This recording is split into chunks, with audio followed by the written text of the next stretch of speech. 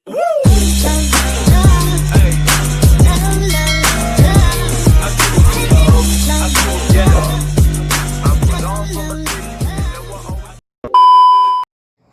Fitri Rajaya Firdaus, NIM T 2018-1494. Saya sebagai pemateri pertama akan menjelaskan mengenai seni rupa dan seni musik. Seni rupa merupakan cabang seni yang membentuk karya seni dengan media yang bisa ditangkap oleh mata dan dirasakan oleh rabaan. Seni rupa juga diartikan sebagai hasil karya ciptaan manusia, baik berbentuk 2 dimensi maupun 3 dimensi yang mengandung atau memiliki nilai keindahan atau nilai estetika yang kemudian diwujudkan dalam bentuk rupa. Secara umum, seni rupa dibagi menjadi 2 kelompok besar, yakni seni rupa murni dan seni rupa terapan. Seni rupa murni merupakan sifat dari seni 2 dimensi atau seni 3 dimensi yang memiliki karakteristik natural dan alami, dibuat untuk pemenuhan hasrat estetis serta ekspresi dari senimannya. Karya seni rupa murni dibuat dengan tujuan untuk dinikmati keindahan dan keunikannya saja, tanpa mempertimbangkan fungsi praktisnya. Kategori seni rupa murni meliputi seni lukis, seni patung, seni kriya, seni keramik, dan seni grafis. Adapun karya seni rupa terapan merupakan karya seni rupa yang dibuat dengan pertimbangan utama untuk memenuhi fungsi praktis atau terapan. Pembuatan karya seni rupa terapan umumnya melalui proses perancangan atau desain. Pembuatan karya seni rupa terapan diharapkan dapat digunakan sesuai fungsi dan tujuan pembuatan tanpa menghilangkan nilai-nilai keindahan. Adapun cabang-cabang seni rupa terapan meliputi desain grafis, desain komunikasi, desain produk, desain arsitektur, dan desain interior. Selanjutnya yaitu unsur-unsur dalam seni rupa. Adapun unsur-unsur dalam seni rupa antara lain yang pertama garis atau line. Garis merupakan unsur mendasar dan unsur penting dalam mewujudkan sebuah karya seni rupa. Perwujudan karya seni rupa pada umumnya diawali dengan coretan garis sebagai rancangannya. Garis memiliki 2 dimensi memanjang dan punyai arah serta sifat-sifat khusus. Yang kedua yaitu raut. Raut merupakan tampak, potongan, atau bentuk dari suatu objek. Raut dapat terbentuk dari garis yang mencakup ukuran luas tertentu yang membentuk bidang. Raut juga dapat berarti perwujudan dari sebuah objek atau sering disebut bidang. Raut dalam pengertian yang luas dapat berarti bidang atau bangun. Yang ketiga yaitu ruang. Unsur keruangan dari sebuah karya seni rupa menunjukkan dimensi dari karya seni rupa tersebut. Ruang 2 dimensi hanya menunjukkan ukuran dimensi panjang dan lebar, sedangkan ruang pada karya seni rupa 3 dimensi terbentuk karena adanya volume yang memberikan kesan kedalaman. Yang keempat yaitu tekstur. Unsur tekstur atau bari adalah kualitas taktil dari suatu permukaan. Taktil artinya dapat diraba atau yang berkaitan dengan indera peraba. Di samping itu, tekstur juga dapat dimaknai sebagai penggambaran struktur permukaan suatu objek baik halus maupun kasar. Yang kelima yaitu warna. Warna pada dasarnya merupakan kesan yang ditimbulkan akibat pantulan cahaya yang mengenai permukaan suatu benda. Warna dapat berwujud garis, bidang, ruang, dan nada gelap terang. Dalam karya seni rupa terdapat beberapa macam penggunaan warna, yaitu harmonis, heraldis, dan murni. Selanjutnya yaitu aliran-aliran dalam seni rupa. Ada 5 aliran dalam seni rupa. Yang pertama aliran surrealisme. Aliran surrealisme ini banyak digunakan dalam lukisan. Lukisan dengan aliran surrealisme ini kebanyakan menyerupai bentuk-bentuk yang sering ditemui di dalam mimpi. Pelukis berusaha untuk mengabaikan bentuk secara keseluruhan, kemudian mengolah setiap bagian tertentu dari objek untuk menghasilkan sensasi tertentu yang bisa dirasakan manusia tanpa harus mengerti bentuk aslinya. Yang kedua yakni aliran kubisme. Kubisme adalah aliran yang cenderung melakukan usaha abstraksi terhadap objek ke dalam bentuk-bentuk geometri untuk mendapatkan sensasi tertentu. Salah satu tokoh terkenal dalam aliran ini adalah Pablo Picasso. Yang ketiga yaitu aliran romantisme, merupakan aliran tertua di dalam sejarah seni lukis modern Indonesia. Lukisan dengan aliran ini berusaha membangkitkan kenangan romantis dan keindahan di setiap objek. Yang keempat yaitu aliran abstraksi. Abstraksi adalah usaha untuk mengesampingkan unsur bentuk dari lukisan. Abstraksi berarti tindakan menghindari peniruan objek secara mentah. Unsur yang dianggap mampu memberikan sensasi keberadaan objek diperkuat untuk menggantikan unsur bentuk yang dikurangi porsinya. Yang kelima yaitu aliran kontemporer, merupakan suatu aliran yang mengekspresikan secara bebas dan luas yang diwujudkan melalui bahan dan media. Selanjutnya saya akan menjelaskan mengenai seni musik. Dalam Kamus Besar Bahasa Indonesia atau KBBI, musik diartikan sebagai ilmu atau seni yang menyusun nada atau suara yang diutarakan. Diartikan juga sebagai nada atau suara yang disusun sedemikian rupa sehingga mengandung irama, lagu, dan keharmonisan. Sedangkan menurut Aristoteles, musik diartikan sebagai curahan kekuatan tenaga, penggambaran yang berasal dari gerakan rasa dalam suatu rentetan suara atau melodi yang berirama. Sedangkan menurut Jamalus, musik adalah suatu hasil karya seni bunyi dalam bentuk lagu atau komposisi musik yang mengungkapkan pikiran dan perasaan penciptanya melalui unsur-unsur musik yaitu irama, melodi, harmoni, bentuk, dan struktur lagu, serta ekspresi sebagai suatu kesatuan. Selanjutnya yaitu teori musik. Teori musik merupakan ilmu yang mencakup pengembangan dan penerapan metode untuk menganalisis maupun menggubah musik dan keterkaitan antara notasi musik dan pembawaan musik. Ada beberapa hal yang dipelajari dalam teori musik, antara lain yaitu suara, nada, ritme, melodi, tempo, harmoni, dan notasi. Selanjutnya yaitu alat musik. Alat musik merupakan suatu instrumen yang dibuat atau dimodifikasi untuk tujuan menghasilkan musik. Pada prinsipnya, segala sesuatu yang produksi suara dan dengan cara tertentu bisa diatur oleh musisi dapat disebut sebagai alat musik. Alat musik di dunia ini sangatlah banyak dan bervariasi. Antara lain, alat musik berdasarkan sumber bunyinya dan alat musik berdasarkan cara mainkannya. Adapun alat musik berdasarkan sumber bunyinya dibagi menjadi 5 kelompok besar, yakni yang pertama idiofon. Idiofon adalah alat musik yang sumber bunyinya berasal dari bahan dasarnya. Contohnya drum, angklung, kulintang, kabasa, dan lain-lain. Yang kedua yaitu aerofon. Aerofon adalah alat musik yang sumber bunyinya berasal dari hembusan udara pada rongga. Contohnya yaitu flute, trompet, harmonika, dan tromboni. Yang ketiga yaitu kordofon. Kordofon adalah alat musik yang sumber bunyinya berasal dari dawai.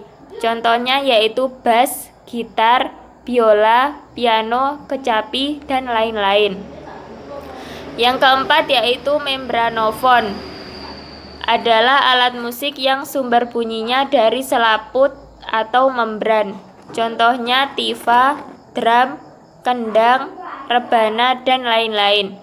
Yang kelima yaitu elektrofon. adalah alat musik yang sumber bunyinya dibangkitkan oleh tenaga listrik atau elektronik. Contohnya yaitu keyboard, gitar listrik, bass elektrik, drum elektrik, dan lain-lain. Selanjutnya yaitu alat musik berdasarkan cara mainkannya. Yang pertama, alat musik tiup. Alat musik tiup menghasilkan suara sewaktu suatu kolom udara di dalamnya digetarkan. Tinggi rendahnya nada ditentukan oleh frekuensi gelombang yang dihasilkan terkait dengan panjang kolom udara dan bentuk instrumen. Contohnya yaitu trompet dan flute. Yang kedua yaitu alat musik pukul. Alat musik pukul menghasilkan suara sewaktu dipukul atau ditabuh. Alat musik pukul dibagi menjadi dua, yaitu bernada atau tidak bernada. Contohnya yaitu kolintang bernada, drum tak bernada, dan bongo tak bernada. Yang ketiga yaitu alat musik petik. Alat musik petik menghasilkan suara ketika senar digetarkan melalui dipetik. Tinggi rendahnya nada dihasilkan dari panjang pendeknya dawai. Contohnya adalah gitar, harpa, sasando, dan lain-lain. Yang keempat yaitu alat musik gesek. Alat musik gesek menghasilkan suara ketika dawai digesek, seperti halnya alat musik petik. Tinggi rendahnya nada tergantung panjang dan pendeknya dawai. Contoh alat musik gesek yaitu biola, rebab, dan lain-lain. Assalamualaikum warahmatullahi wabarakatuh. Nama saya Faizatul Khairah, NIM T 2018-1472. Di sini saya akan menjelaskan tentang seni drama dan seni tari. Seni drama merupakan seni yang menonjolkan dialog dan gerak-gerik para pemain di panggung. Seni drama juga disebut dengan teater. Seni drama yaitu ada tiga. Yang pertama, sebagai wadah untuk meningkatkan apresiasi seni. Yang kedua, sebagai hiburan. Yang ketiga, sebagai wadah untuk seni pertunjukan yang merupakan hasil budaya dari suatu masyarakat. Seni drama yaitu ada 7. Yang pertama, tema, alur, tokoh, dialog atau percakapan, kemudian latar, amanat, dan interpretasi kehidupan. Kemudian jenis seni drama yaitu ada 3. Yang pertama, berdasarkan penyajian lakon, kemudian berdasarkan sarana, yang terakhir berdasarkan ada atau tidaknya naskah. Pertama, berdasarkan penyajian lakon seperti tragedi, komedi, melodrama, opera, tragikomedi, frase, tabel, dan sendratari. Yang kedua, berdasarkan sarana. Ini seperti alat yang digunakan untuk menyampaikan kepada pemain drama. Yang terakhir, sebagai berdasarkan ada atau tidaknya naskah. Di sini ada 2 drama. Yang pertama, drama tradisional yaitu yang tidak menggunakan naskah, dan yang kedua, drama modern yaitu yang menggunakan naskah. Ya, seni tari. Seni tari merupakan gerak tubuh secara berirama yang dilakukan di tempat dan waktu tertentu. Ungkapan perasaan, maksud, dan pikiran. Seni tari ini merupakan perpaduan dari beberapa unsur yaitu irama, wirama, dan wirasa. Ketiga unsur ini akan menjadikan bentuk irama yang sangat harmonis. Jenis seni tari yaitu ada 3. Yang pertama, tari tunggal atau solo. Kedua, tari berpasangan. Yang ketiga, tari kelompok. Pertama, tari tunggal atau solo. Ini merupakan tari yang diperagakan oleh hanya seorang penari, baik laki-laki atau perempuan. Yang kedua, tari berpasangan. Ini merupakan tari yang diperagakan oleh 2 orang secara berpasangan. Yang ketiga, tari kelompok. Di sini tari yang diperagakan oleh 2 orang lebih. Seni tari menurut Soedarsono yaitu ada 3. Yang pertama, berfungsi sebagai upacara. Yang kedua, berfungsi sebagai hiburan pribadi. Dan yang ketiga, berfungsi sebagai penyajian estetis. Assalamualaikum warahmatullahi wabarakatuh.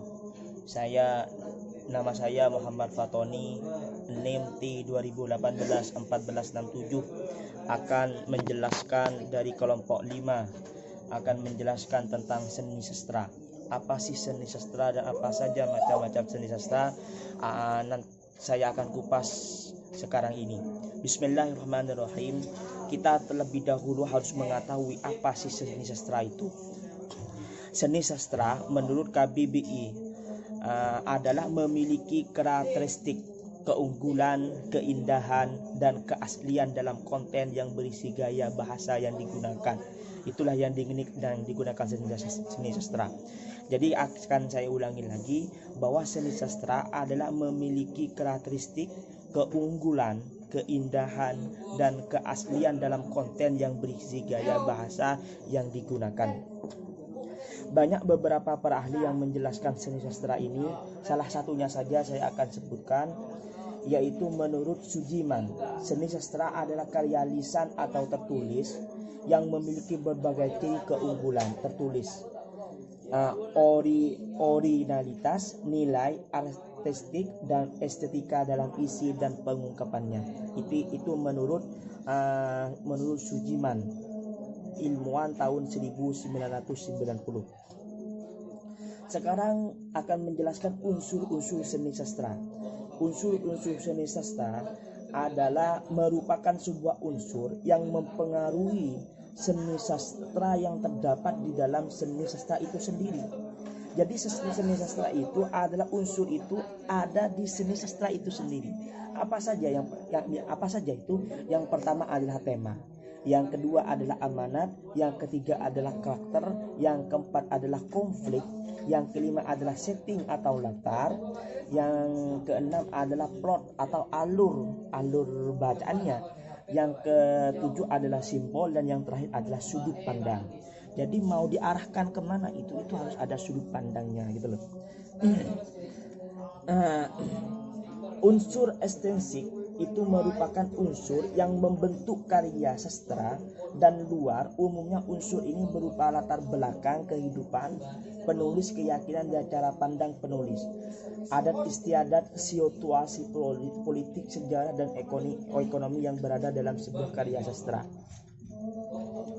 Sekarang akan membahas masalah jenis-jenis sastra. Jenis-jenis sastra itu ada dua. Yang pertama adalah seni sastra tulis. Jadi sastra itu adalah suatu gombalan, suatu semonan gitu.